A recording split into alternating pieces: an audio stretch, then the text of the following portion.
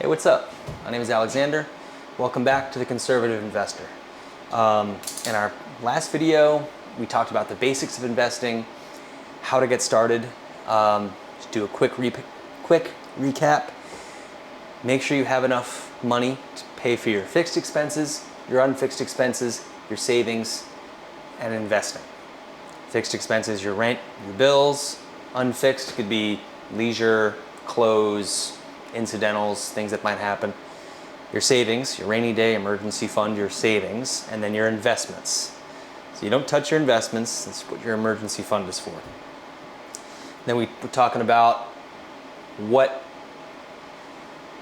stocks are. A stock basically being a little piece of paper that says that you own a fraction of that company. And then moving along from that, how do you pick a good company? It's like, well, I'm only gonna lend money to somebody, lend money to a business that I think is gonna succeed. And how do I find out? How do I know if that's a good company? Revenue, debt, net profit are the big, most important ones in general. And then we talked about how to know when to buy. You know, it's a great company. So you have enough money to invest. You found a strong company. Do you invest? No. Look at the RSI. Is this company, is the stock overbought, underbought? Now I want to get into a little more in depth, a little more granular on some of this. Still going to be talking about a lot of the basics. So I mentioned research. You need to get into the habit, if you want to make money, get into the habit of doing research. I make it a habit of reading the paper once, optimally twice a week. And all my research goes from macro to micro. What I mean is, I start with macroeconomic, macro political, social data, which is just straight up the New York Times. What's going on in the world? What do people feel? What are people feeling? What's happening? What are the conflicts? What are the markets doing? And you will see a few little notes and pop some notes up on the screen here. I take screenshots of stuff that I find. Going down into the micro, honestly, I'll be reading the New York Times and they have a business section. Check out the business section. We'll have, so with tariffs, trade deficit has narrowed. Okay, so apparently trade is actually doing well, regardless of what you think about with Trump or not. Again, we don't care about politics unless it affects our bottom line, right? Because that's what we're trying to do, we're trying to win. Let's see here. Tech investor, Intel CEO. Sports, I don't care. I made an analogy to sports in the other video, talking about how we're trying to make a sports team. That's something else. You might see something like unemployment claims. Unemployment claims have surged. Is that, you see that on here? Unemployment claims. Now, if you actually read the article, it says that they have the unemployment claims surged on like a seasonal basis, and it was a very small correction based on unemployment claims actually going down for quite a while recently. So that's why you got to read it. So New York Times, business, and then you go to your Wall Street Journal.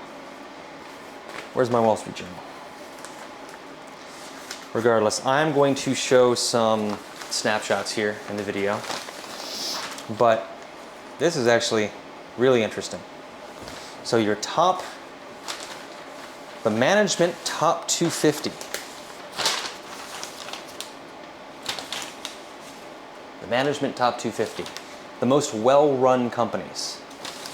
And they actually have a breakdown on how they determine that. So they break it down by a customer top 10, an employee top 10, financial top 10, innovation top 10, and social top 10. Again, I'm investing in stocks. I don't care about social. I care about innovation. Why do I care about innovation? Innovation is what makes a company beat its competitors. Financials, just how the heck are they doing financially? Do their employees like working there? That is important because you don't want people quitting on that business all the damn time. And customers. Honestly, most important, freaking customer satisfaction and innovation. Are their customers happy and are they innovating? I mean, financial is good too. But these are the kinds of little golden nuggets you'll find in the Wall Street Journal. NVIDIA. NVIDIA takes the top spot. Actually, here, a little easier to see here. NVIDIA takes top spot in the list of best managed companies 2025. Hopefully you can see that over here. Why do I care about that? Recently, we had a little crash. I wouldn't even say crash, a little dip in the market. I'll show a little something here. And a lot of that had to do with the fact that the S&P 500, which is an index of the top 500 companies. S&P is Standard & Poor, it's just some dude's name. Standard & Poor's index of the top 500 companies in the US. And the S&P 500 is very heavily weighted to tech. And recently, tech had a little drop, mostly because of AI and people being afraid that AI is in a bubble. If that's true or not, I don't know. But here's why I love this news about NVIDIA. So I invest in NVIDIA. You should check it out. They make microchips, semiconductors. Regardless of if we're in a bubble or not, like I talked about in the first video, pick your strong companies, research your companies. Because there could be a bubble, and the bubble could pop. But that bubble popping is only going to affect the companies that were not making any money and were sitting on shaky ground. They're always going to be, you know, when the dot-com bubble burst, you had a lot of losers. And those were people that invested in companies that sucked, and weren't going to work long term. But believe me, there were companies that made it out of that dot-com bubble. I mean, we still have an internet today, don't we? And chances are in the next 20, 30 years, I'm pretty dang sure we're still going to have AI. And sure as heck, we're still going to have microchips. So NVIDIA still being up top there, very happy about. So we went from macro to reading the New York Times, seeing what's going on. I mentioned in the last video, you read the New York Times, you see something about, you know, Trump and Zelensky trying to make deals with Russia. You know, that's macro news. Then you get into micro, Wall Street Journal. Then you get even more micro, you get more specific. I am not an expert. I probably should have said this a while ago, which you're supposed to always say. I am not a financial expert. This is an opinion. This is not official financial advice. You should never just take my advice and go buy anything. I mean, I'm never going to tell you to just go buy something anyway. That's ridiculous. I'm not the expert. If you follow me, it's not because I'm the expert. It's because I know the experts, and I know how to put their information together. The New York Times, they're the expert. The Wall Street Journal, they're the expert. These guys on YouTube, they're the experts. So macro to micro, New York Times, Wall Street Journal, YouTube. So I follow at least one YouTube stock guru who's a multimillionaire who makes a lot of money on stocks, very transparent about what he does, and I followed him long enough that I trust him. I'm not going to say who, but you got to find someone, look around, see someone you like. And mostly because I don't want to feel like I'm endorsing people directly like that. I go to that YouTube guru and I see what they're talking about and see if they're talking about any stocks that I saw in the New York Times or the Wall Street Journal, or maybe they're talking about some stocks that are involved in some sectors and some industries that I'm seeing in the paper, some buzz that I'm seeing. Now, let's say they say they like 2 or 3 stocks. They like SoFi, NVIDIA, Fubo, Honest, Estee Lauder, whatever it is. Now I'm going to go to 1 or 2 other more specialized YouTube channels that just follow that stock. See what they say. And if they say the same thing, Do I buy it? Again, heck no. You keep going. So based on the Wall Street Journal, the economy looks good. Based on the New York Times, economy looks good, maybe. Based on the Wall Street Journal, the economy looks good, and the tech sector looks even better. Go to my big YouTube guru, and he says, in the tech sector, these 3 stocks are great. Now I go to my specific YouTube guru, and he says that he loves that one stock. Now I take that one stock and I do my own research. Use ChatGPT, Gemini, whatever, some AI service. And I'll ask some questions and be like, hey, bring me up revenue for this, net profit margins for this, past 4 quarters, 10 quarters, past 5 years against their competitors. And then I'm going to double check the math that the AI did, and I'm going to go and just check myself. I'm going to go into macro trends, like I said in the last video, macrotrends.com or .net, and double check, triple check, quadruple check. What was their revenue? What was their net profit? Their debt? And after that, then check out the RSI. Again, like I talked about in the previous video, relative strength index, to see if this stock is overbought, undersold. If it's down near 30, if it's down under 40, near 30, it's underbought, which means if the company is strong, the sector is strong, everything is great, then it's about to pop up, and you might want to buy some. If it's way up top near 70, you should probably wait. All of this is probably. Okay, nothing is certain.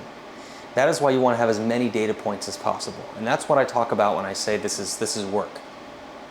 And people who think that stocks are gambling, they just don't know. It's only gambling if you don't know what you're doing. And maybe that sounds silly, or it should just be common sense. Anything is gambling if you don't know what you're doing. So RSI, that's one indicator. I'm going to talk about a couple more things, okay, that you look at. Macroeconomic factor, a dip in the market. Look for a dip. So if the RSI is low, honestly, you might be in a dip. You might or might not. But if the RSI is low and there's a dip in the market, then you're almost guaranteed to get the best discount you can possibly get on that stock. Now, why am I talking about buying when the RSI is low? Why am I talking about dips and discounts? Because the whole point is you want to get the best price. If I buy this share, let's say SoFi, if I bought it at $29 a share, if I bought all my shares at that price, right now I'd be losing money. I'd be down negative, what percent is that? I don't know, we'll figure that out later. But if I bought the majority of those stocks at a price that was, I don't know, $17, $16, $18 a share, I'm at a profit. I'm making more money. Let me show you a quick example. I bought more shares of Rocket Lab a few weeks ago, a month ago. I'm up, I think, between 30 and 35%, maybe higher. To have a 30% gain in like a month, it's pretty nice. The trick is, can you keep it and can you continue to expand upon it? There have been, I think if I recall, 2 good dips this year. There's been the AI bubble freak out dip that we had recently. And then we had the big dip early this year in April, March, when Trump first put forth all those tariffs. And there was, I think, another minor dip. There were several other minor dips when he kept, because he had Trump put out these deadlines. Like, oh, if you don't agree to these terms for the tariffs by this date, they're going to give you 50% tariffs or 100%. And at each of those deadlines, the market fluctuated. And at those dips, you buy. So that's what I mean by you got to keep up with the news. And you keep up with macroeconomic factors. You keep up with the news, with what's happening in the world. So it's a combination of looking at the RSI and looking at dips. And if you buy that dip, along with all the other information, that's how you make your money.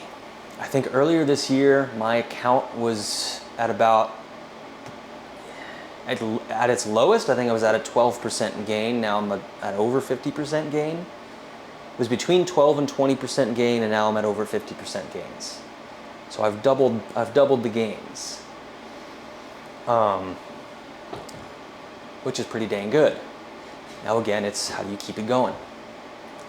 Now, I'm gonna end this video because I don't know how long it's been, but it feels like I've been talking for a bit. Start doing your research from macro to micro. Find some YouTube gurus that you like in specific stocks that you're interested in sectors that you're interested in. Start following them. Find someone you like. Get at least a weekly practice of reading the paper. Like, oh, why would I read the paper? I think for me, I love it. It forces you to slow down. I feel like I'm treating myself, but I'm doing homework, you know? Grab a coffee, sit down, just chill. Read the paper, relax. And I'll be taking pictures, little snapshots of little news stories and little indicators of what I'm seeing in the paper that I'll go do research later when I get home. So work on that, and then next video, we're gonna talk about this chart here. Because this stuff should not scare you. This should be fun. I'm gonna show you how this is interesting, and you're gonna know everything about this. Catch you on the flip side. Stay classy.